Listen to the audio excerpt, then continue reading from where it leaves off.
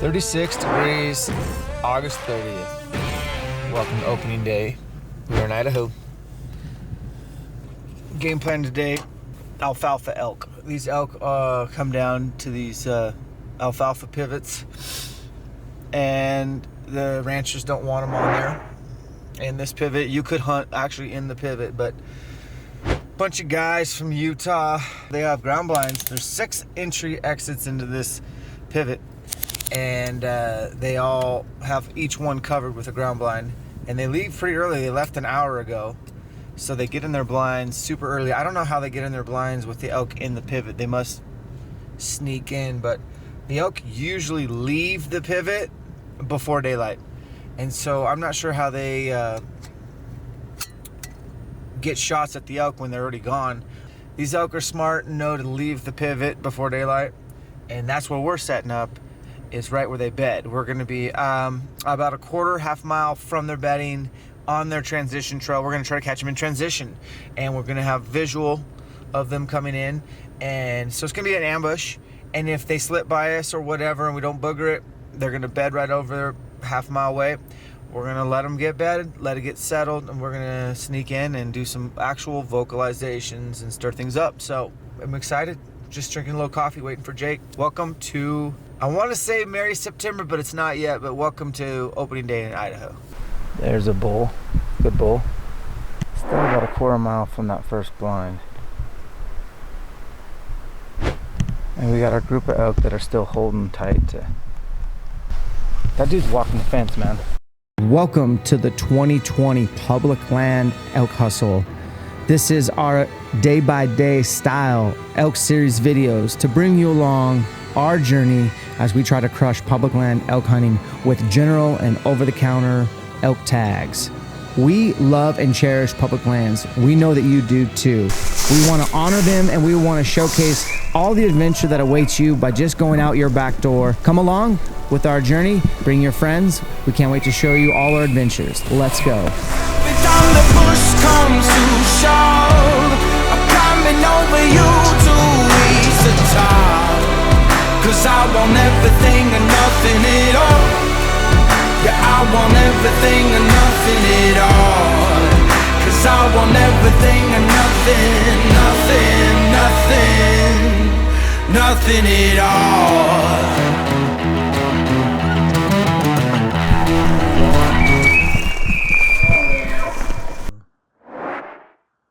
Truck right there. Guys, we wanted to hop in here and just talk about what's going to happen this episode. It's the hardest thing I've watched on video. I was there. Jake was there. There's a little bit of swearing in the background. I don't know if you noticed Jake, but we both were like, WTF? Like, what are we watching? This is sickening. This is not hunting. So before you watch this episode, we just want to let you know we're going to come back at the very end of the post-game show and explain a little bit of kind of what steps we did afterwards. But this is real life. I don't want to paint hunting in a bad picture, but I want to keep it real and use this as a learning lesson for all of us to, like, you know what? We got to stand up for our hunting rights, and we got to hold each other accountable. Yeah, we had a lot of long discussions if we should even post this, because we know it doesn't look so good for hunting as a whole, but we're just going to use it as a learning lesson. We're going to roll the footage, and we will catch you back on the post-game show. The guy out of the truck. To the left? Yeah. Yeah. I think he's walking around the fence.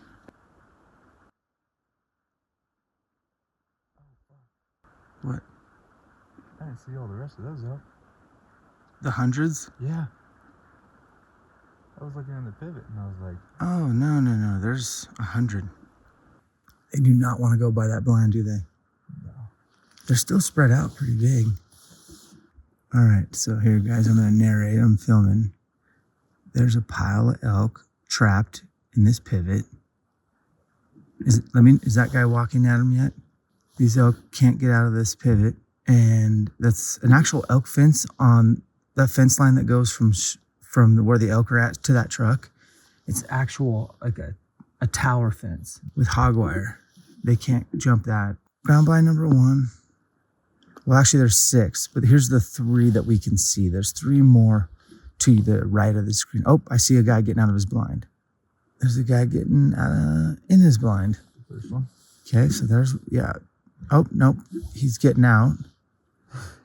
He's out. Let me shoot you. And now he's going back in. Okay, so that's ground blind number 1. And here's ground blind number 2. 2 of 6. This is ground blind number 3. 3 of 6. And so every ground blind is at an entry exit on this elk fence. So these elk can only get in and get out. So they're either going to have to, elk are going to have to head due north, jump the fence up north by that truck, which there's a guy there obviously making sure that they don't do that. So we might see an elk get shot, not by us. And there's the elk. And there's some antelope. Antelope can show them how to get out. They know how. Still not light enough to see bulls. There's a bull. There's a bull. There's a big bull. There's a bull. Good bull. That dude's walking the fence, man. Look down there. He's walking the fence. I'm gonna freaking video this. It's like a white-tailed. Oh, there's a bull. That's a good bull right there. There's a bunch of bulls in that group by the fence. Yep, that guy's walking the fence. 2 guys. God, that's even worse. Walking the fence, pushing the elk. How far is that guy from the elk right now? I have the elk and the guy walking in the same frame. And one of them's a big bull. Is this guy gonna get a shot? Do you have a butt? Yes. Really? Yes. But those elk are at 60 or 80 yards. Oh, they see him. That's wherever there's a blind, that's the only way out. There's that big group that's going north Yeah.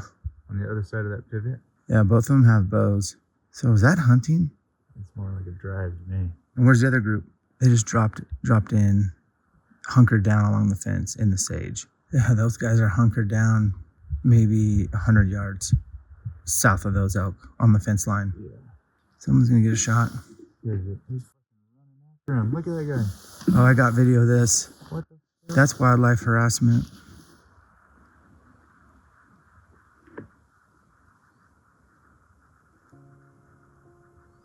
For reals?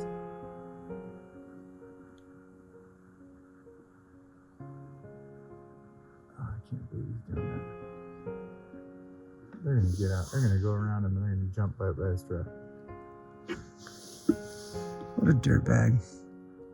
I think that's unethical, man. Yeah. Go jump the fence at the truck. They're on their phones. What's sad is there's a kid with that guy. Really? Yeah, so he's just teaching his son how to be a douche. Are those elk gonna jump the fence by the truck? I hope so. Yeah, I do too. I hope they. So those guys are walking the road. There's 2 elk that are coming towards us on the fence line. It's a Ford. Oh, look past the truck. There's a I don't know if it's a bull or a cow, but there's one out there by himself in the desert. Made it? Yep. He's running to the left. Follow him, guys. Dude, that other group's getting ready to head up to the hills. Look, so as far as you can see the grass? Far right? Yeah, there's ground blinds over there, man. There's only exits on this side. But these ones, man, they're so close to just jumping the fence to the north. Just go jump the fence. I don't think I've ever seen anything like that. And here's the elk drive. There's the white truck now driving up to block the elk's escape route. They have a truck parked there strategically. And then there's actually a hunter right there in the bushes. He's getting ready to shoot, I'll tell you. I just see him, looks like he's ranging. Dude, the guy just got out of the white truck. Okay, you watch the guy who got out of the white truck.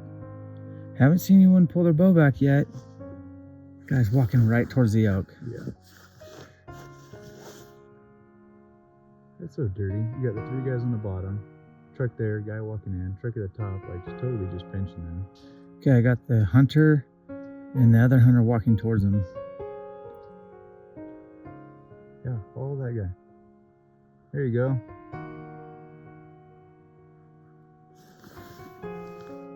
There you go. Look at him run.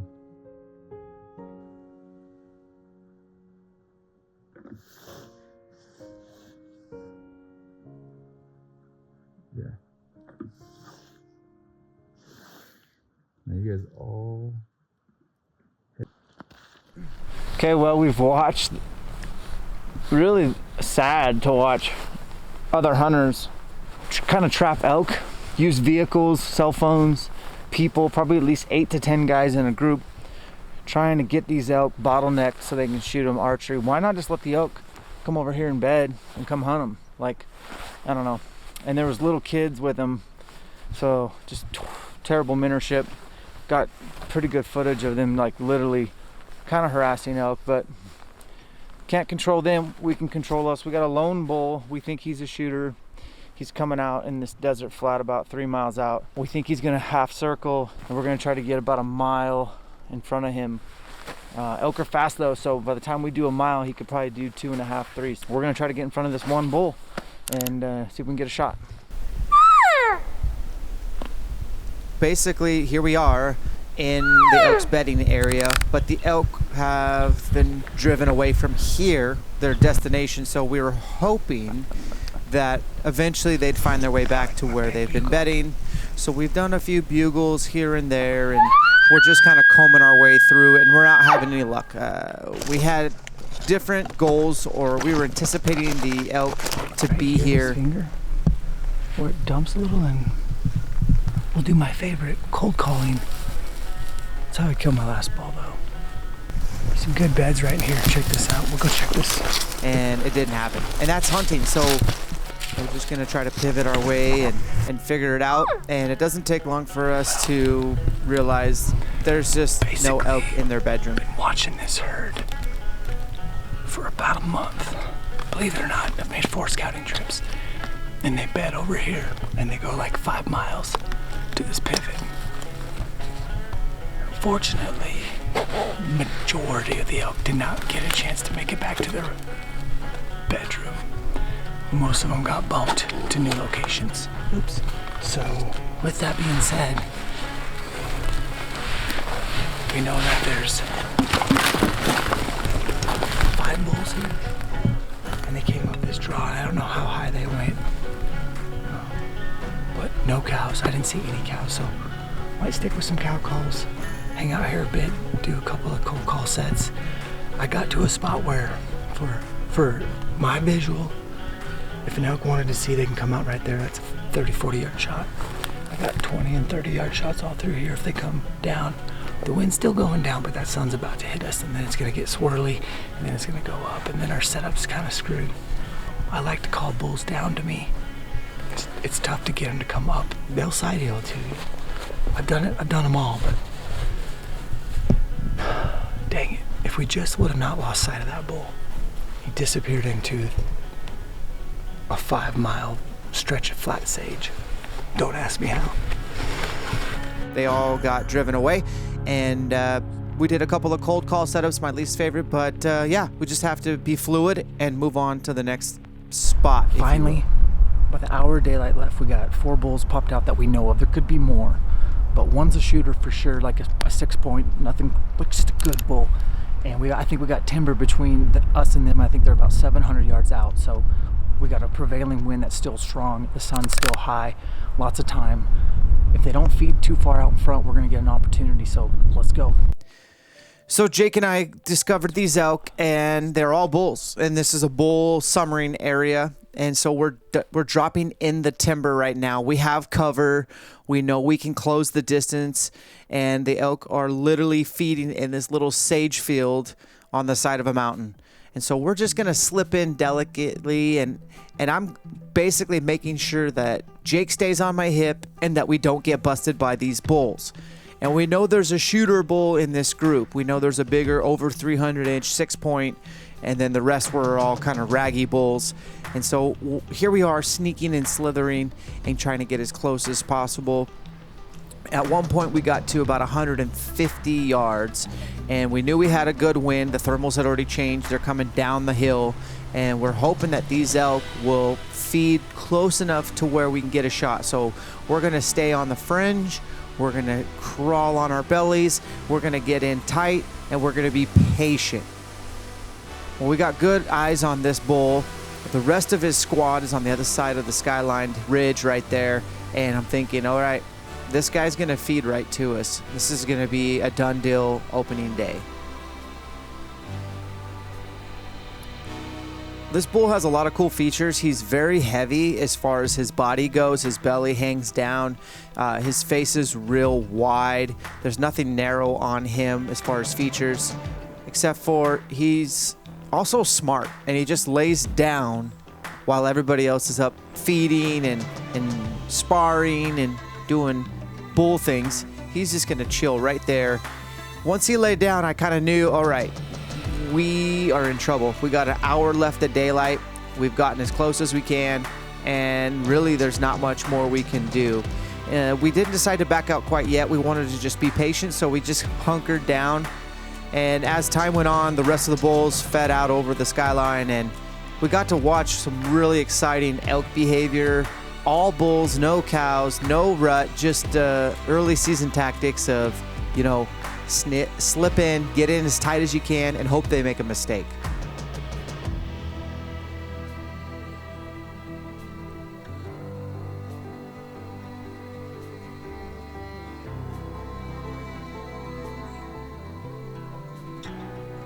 I loved watching these bulls spar, size each other up, kind of just distinguish who's the man, develop a hierarchy of who's the toughest, who's the baddest. And we were at 150 yards, and there's no real cover, no real terrain features to get any closer. And so we're going to go ahead and make a tough decision to back out and try to get up and around these elk and hope that they feed in our direction.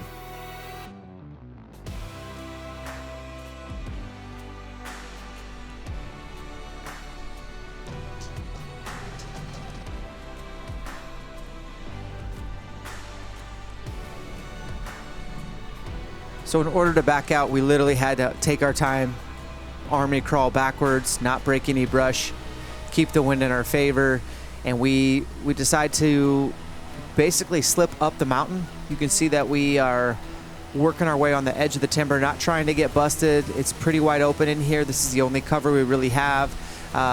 We're getting into position, we're staying close to the timber, and then we're just gonna go ahead and get hunkered down and wait again and hope that somebody makes a mistake. So we don't want to blow these elk out. We don't want to be overly aggressive, because that would be detrimental. This is going to be a good spot for days to come. There's no other hunting pressure that we can see. We have these bulls to ourselves. They're going to stay batchered up for another day or two, maybe longer. And so Jake and I are just kind of out of cover, laying down, waiting for an elk to slip up, specifically that big bull. And we got a full moon, and we're just, being a little conservative, quite honestly. It's day one, and we got a long September ahead of us. Some Brian Barney, some spot and stock. Found a good bull. It was, great frame, great beams, just a stud. And he's with 6 other rags. And unfortunately, he fed out. About the closest I ever got was 120 yards. Then he kind of fed away. I ran out of cover, and then he bedded down the rest of the evening. A couple of the satellites skirted and came up here, so we backed out, got in front thinking they'd get up. He never got up, and so some of the satellites went that way, a couple went that way. He's probably still bedded right there. So we're gonna back out, put this place on ice, maybe come back tomorrow morning or in a couple days. It was an awesome hunt tonight.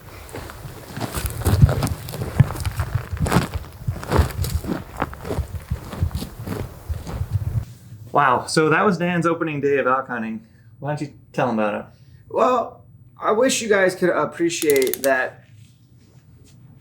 I kind of had lost my appetite for hunting after that morning. Like, literally was just like, what is going on? So I just want to get to what people are wondering right now. I reached out to Fishing Game. I called their director, like their boss of all bosses, and talked to him and tried to explain to him, I'm going to publish this. You need to do your due diligence. Before people are going to be disgusted and outraged that these guys are doing that kind of unethical, using vehicles, running out and harassing animals. And I called him. I told him, this is what's going on. That's all I can offer. I don't really want to be involved, but I'll give you the footage. He said he would have one of his guys call me. This was months ago. Maybe they're working on it, maybe they're not, but hey, this video is live, so there's your footage. Do something about it. It's disgusting. It's not hunting. We as hunters pride ourselves on fair chase. I personally, if it's legal and it's ethical, they go hand in hand. And neither one of those things that you saw were legal or ethical. It was actually disgusting. And the fact that there was a little kid, probably 12 to 14, being shown this poor practices and unethical behavior, that's probably the most disgusting thing. But we did regroup. If those jackasses hadn't like pushed those elk around and just hunted, they would have come right by us. You know, the trail camera didn't lie. We had the trail camera on, several trail cameras on that trail that they were using in transit. Yeah, so to rewind, basically, you had done your due diligence. Yeah. You had scouted these elk moving to transition, and you were trying to intercept them. We put out like a trap line of trail cameras, and then you saw, you used them in the last video. I mean, it is a parade of elk, tail to nose to tail, going through this trail, and they're bedding 3 miles away from that ag. When you go into their bedding area, it's ridiculous. I mean, it just smells like a hay barn. There's just elk sign everywhere, rubs everywhere. This is about 100 head of elk, about 35, 40 bulls in this 100 head, and they're all bedding right there. And all those other hunters had to do was just let them bed, and then let's all figure out how to hunt them. But those elk never came by our trail. And so what we did, we got in the truck and we drove 50 miles south and just completely went back to one of the areas we scouted in July. And we found those bulls summering. And man, that was so, you know how you have hindsight? I wish I would have been more aggressive, but that bull's probably like a 310, 320 bull. Big and bull. He goes out to the sage and he's got little homies all around him and he just beds with like an hour and a half of daylight left. And I literally slithered up as close as I could get. And it was like, okay, he's 140. We actually ended up backing out, which was hard to do, by the way, when you spend, all that time slithering on your belly. You get in and you're like, I can't get any closer. He's not getting up. We backed out and got around to where we thought they were going to get up and feed. He never got up. He waited there till dark and then he got up. But it was exciting to do that, a stalk on that nice of a bull that early. Big bulls are smart, man. Oh yeah, they're so smart. You can see the maturation in that bull's face. He's just got a different face. He doesn't have a skinny little narrow face like a young bull. He was a stud, and man, what a great opening day! Like to finish it off with a good legit stalk. And I mean, it was full moon. It was bright. I mean, it was awesome. Guys, it was hard to click the publish button on this episode, but we wanted to put it out there. We wanted to make it public. We feel like if you're going to do something, you should be willing to do it in front of a camera. If you're not willing to do it in front of a camera, it's probably not something that you should be doing, period. Anyway, guys, this is the Public Land Hustle. This is our day-by-day series of elk hunting, following Dan around the woods. And you're going to get to see a little bit of my hunts too. But leave us a thumbs up. Definitely subscribe to the channel because we're dropping these things 3 times a week, every Monday, Wednesday, Friday, like clockwork. And submit your comments because in these shows moving forward, we're going to peel back the layers and get to know Dan better and figure out, hey, Dan, why are you running around the woods like this? Drop comments, coach us up. What could I do better? What would you have done? Just come along with us, learn, and just know that elk hunting is a gift. And we cherish it and we leverage it to create more personal development. And we just want to showcase why we love elk hunting. We hope you do too. We will catch you on the next one. It's snowing right now, August 31st, 2020, year of the COVID. You gotta love it. That's where we saw the elk, up in that pass. So hopefully they're vocal. We can relocate or find some other elk on the way up there. About a quarter mile ago. Hunting we will go.